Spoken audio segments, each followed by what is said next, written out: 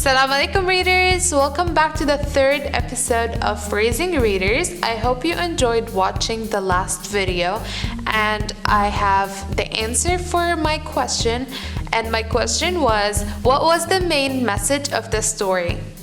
And the answer is that Allah watches us the entire time, while we're sleeping, while we're eating, while we're studying, while we do anything. Today we will be reading Finders Keepers. Let's get started. Finders Keepers by Uthman Hutchinson. One day, Jamal was playing near his house. He was in the woods by the field. He saw a bird's nest in a bush and wanted to get it. He crawled under the branches. Inside the bush, Jamal forgot all about the bird's nest. There, on the ground, was a new football. Jamal picked it up. It was big for his hands. It was blown up hard and shiny. It was so new. There was no marks on it. "Whoa," said Jamal. He had always wanted a football just like this one. "I wonder how it got here," he thought. Jamal crawled out from under the bush. He tossed the football in the air. It was a very good ball. Throwing it up and catching it felt great. "It's not really mine," thought Jamal. He looked out across the field. Maybe someone kicked it into the woods by mistake. Maybe they couldn't find it under the bush. He looked at the football. It was a beautiful one. A rhyme went through Jamal's mind. Finders, keepers, losers, weepers. Jamal knew that wasn't right though. He should find the owner. He should give it back. But how could he do that? Jamal thought for a moment. He could leave the football in the field. No. That was no good. Someone else might take it. The owner would still not get it back. Maybe he could announce it. He could get the radio and TV to announce it. No, a lost football was not big news. They wouldn't announce it for him. "I know," thought Jamal. "I can ask all my friends. I can keep the football with me and ask lots of people. It will be nice to have the football with me. When I find the owner, I will give it back." Then he thought, maybe I won't find the owner. Then the football would be mine. Jamal liked that thought. He went home tossing the football in the air. He was humming the song. Finders, keepers, losers, weepers. When Jamal got home, no one was outside. The garage was open. His father's car was gone. Jamal wanted to show his father the football. Never mind, he would show it to his brother. Jamal stuck his head inside the front door. "Muhammad!" he called. "Jamal, where were you?" came his mother's voice. "You missed lunch." "Is Muhammad here?" asked Jamal. "No," said his mother. "Everyone went to the store but me. Come inside and wash up for lunch." "Okay," said Jamal. He looked at the football. It felt like his football already. "I will be right in," he said. Jamal ran to the garage. He felt like hiding the football. Where was a good place? Jamal got out the stepladder. He put the football up on the highest shelf. He could tell everyone later. It would be a surprise.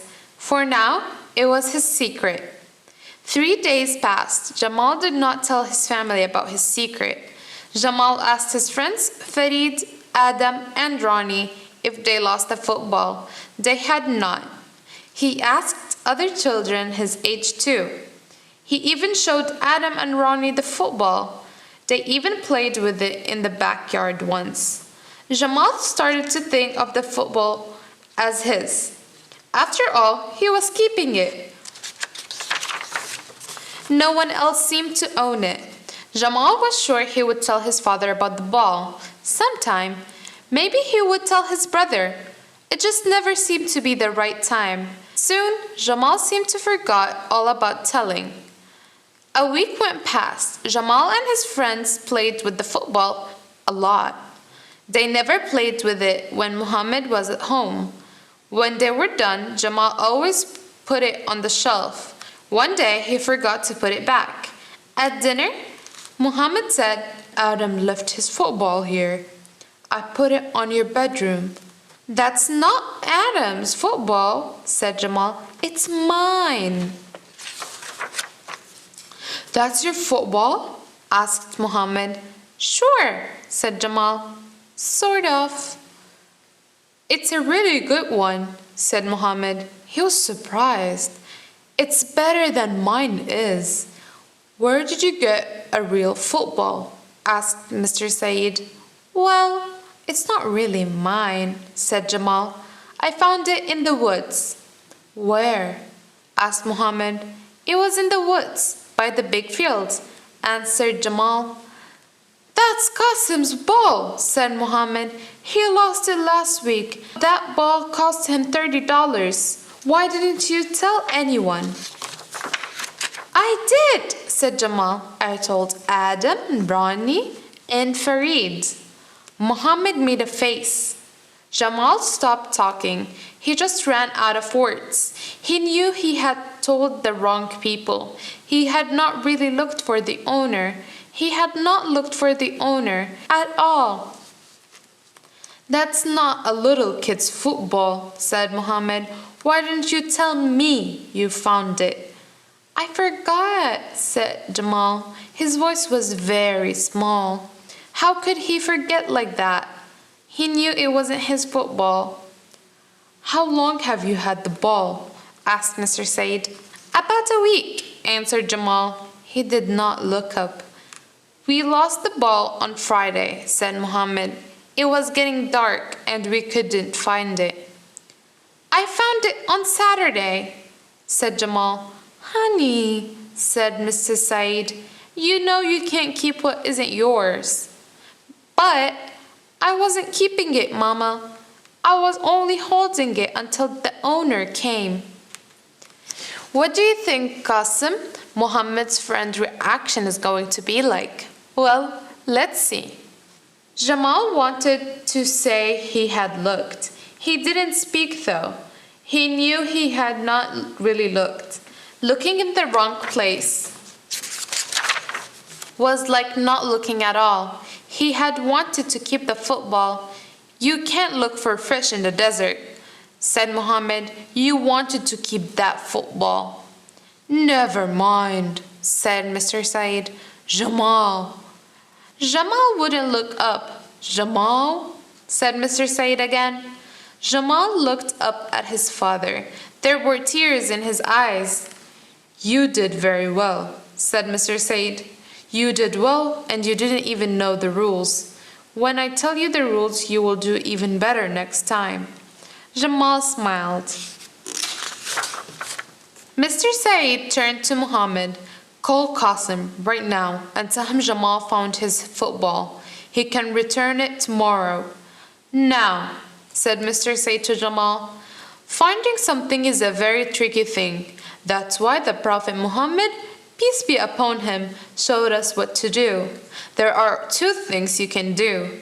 You can give the thing to your leader where you live. Then your leader must try to find the owner. That would be hard to do here. We don't have a leader in our neighborhood. You can also announce what you found. I did that, sort of, said Jamal. Yes, you did, said his father. But you have to do it the right way. Everyone has to hear about it. You should announce it in front of many people. You must do it 3 times. If the owner doesn't come, you keep it for him. When he comes, you must give it back. But how can I announce it to a lot of people? Asked Jamal. Tell everyone you know, said Muhammad. Do it in the newspaper, said Fatima. You could do it at the school picnic, said Muhammad. I could do it at the fire station picnic, said Jamal. Yes, said Mr. Said. Those are all good ways. This time it was easy. We already know the owner. Next time, said Jamal, I will know what to do. The end. I hope you guys liked the story. Now, I have a question for you. The question for this episode is, what do you do when you find something that is lost? Who do you tell? Think about it and I will reveal the answer in the next video. Thank you for watching. Assalamu alaikum.